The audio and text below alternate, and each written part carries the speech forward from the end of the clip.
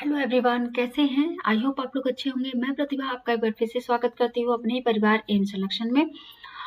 और जिसका था आपको इंतज़ार, वो शायद घड़ी आ चुकी है। आप लोग काफ़ी बच्चों ने वेट किया काफ़ी ज़्यादा कि बिहार में असिस्टेंट प्रोफेसर की वैकेंसी को लेकर कुछ स्टेटमेंट आए हैं उनकी एलिजिबिलिटी को लेकर। तो यहाँ पर हम लोग बात कर रहे हैं यूजीसी नेट में जो आपका परीक्षा होती है उसके बारे में हम लोग यहाँ पर डिस्कस करने वाले हैं कि किस तरीके से बिहार में अभी एक ड्राफ्ट आया है।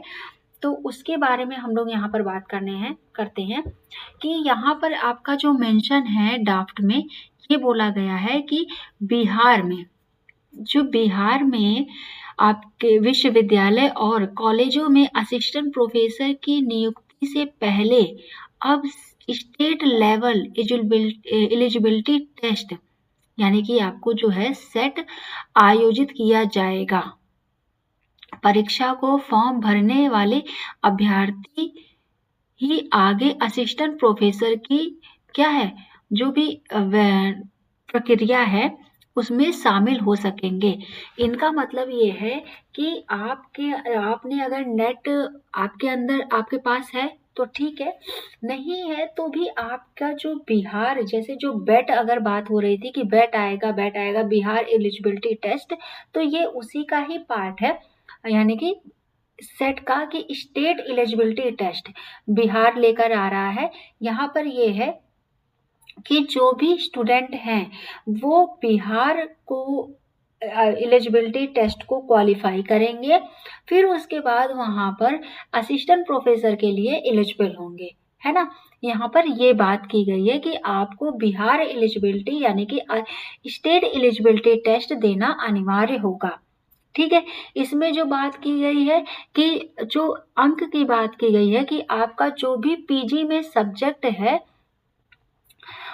आप उसी से ही आप अनिवार्य हैं कि आप एलिजिबल हैं, आप दे सकते हैं। ठीक है, इसमें आपका मिनिमम जो है 55% मार्क्स होने चाहिए, ये इन्होंने बोला। और इन्होंने एक चीज और बोली है कि नेट की तर्ज पर अब जो है सेट अनिवार्य है। यानी कि आपके पास मान लीजिए कि कोई भी स्टूडेंट है, आपके पास नेट नहीं है, आप बिहार में असिस्टेंट प्रोफेसर की वैकेंसी स्लेट की वैकेंसी आ रही है, स्लेट हो गया या सेट हो गया, तो आप उस फॉर्म को फिल कर सकते हैं, सेट फिल कर सकते हैं। और सेट को अगर आप क्वालिफाई करते हैं यानी कि स्टेट एलिजिबिलिटी टेस्ट को क्वालिफाई करते हैं तो आप बिहार असिस्टेंट प्रोफेसर की नियुक्त बनने के लिए वहां पर एलिजिबल हो जाएंगे। इसका भी जो है आपका 3 चरण में आपके 2 चरण में एग्जाम होने वाले हैं। आपका रिटन होगा और यहाँ पर इंटरव्यू होगा, है ना।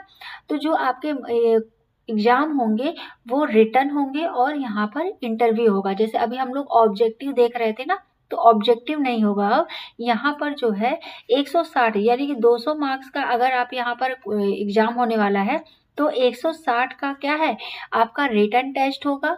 और फिर रिटन इन द सेंस कि डिस्क्रिप्टिव वे में होगा, ये नहीं कि ऑब्जेक्टिव हो जाएगा।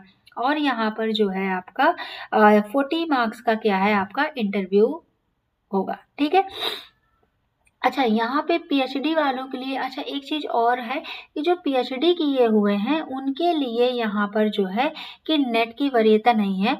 जो 2020 से पहले जो उन्होंने भी पीएचडी कर रखी है वो यहाँ पर एलिजिबल हैं, वो इस असिस्टेंट प्रोफेसर के लिए एलिजिबल हैं। उन्हें ऐसा कोई भी जो मान्यता है वो मान्य नहीं किया जाएगा। मतलब आप एलिजिबल हो गए हैं कि आप जाकर सेट असिस्टेंट प्रोफेसर के लिए अप्लाई कर सकते हैं। ठीक है, लेकिन एक चीज और यहाँ पर बोला गया है कि आपके जो जैसे एपीए स्कोर बनता है ना, उसमें जो आपका है जो भी आपका पीएचडी में जो भी आपने अच्छा पीएचडी के लिए क्या है कि आपने 2 पेपर पब्लिश किए हों। ठीक है, और आपका ये जो आपने जो भी पेपर पब्लिश किया है या जो टीचिंग आपके पास एक्सपीरियंस है वो क्या है काउंट नहीं किया जाएगा। एज अ फ्रेशर ही आप वहाँ पर क्या है असिस्टेंट प्रोफेसर के लिए एलिजिबल होंगे, ये इन्होंने बोला है। और अधिक जानकारी के लिए, डीप नॉलेज के लिए यहाँ पर मैं एक वीडियो और आप लोगों के लिए बनाऊंगी। तो आप लोग एक तरीके से खुश हो जाइए कि बिहार में जो स्टेट एलिजिबिलिटी टेस्ट आएगा, स्पेशली जो बिहार वाले बच्चे हैं वो इंतजार कर रहे हैं, तो वो इस फॉर्म को फिल करके वहां पर असिस्टेंट प्रोफेसर का जो सपना है उसे पूरा कर सकते हैं। ठीक है, यहाँ पर क्या एज लिमिट है, क्या यहाँ पर आपके सब्जेक्ट है ना, और क्या आपका मार्क्स है, क्या यहाँ पर जो ओबीसी एसटी एसटी हैं उनके लिए क्या ये जनरल काउंट होगा या फिर क्या है, वो सारी चीज़ें मैं नेक्स्ट वीडियो में बनाकर आप लोगों को बताने वाली हूँ। अभी तो फिलहाल मुझे ये इन्फॉर्मेशन देनी थी कि बिहार में असिस्टेंट प्रोफेसर की नियुक्ति के लिए स्टेट लेवल एलिजिबिलिटी टेस्ट अनिवार्य होगा। ठीक है, तो चलिए आज के लिए इतना ही रखते हैं, और आप लोग भी मुझे कमेंट सेक्शन करिएगा, अगर कोई और भी इन्फॉर्मेशन आप लोगों को चाहिए होगी तो प्लीज़ मुझे आप लोग कमेंट जरूर करिएगा। So thank you so much, bye bye, take care.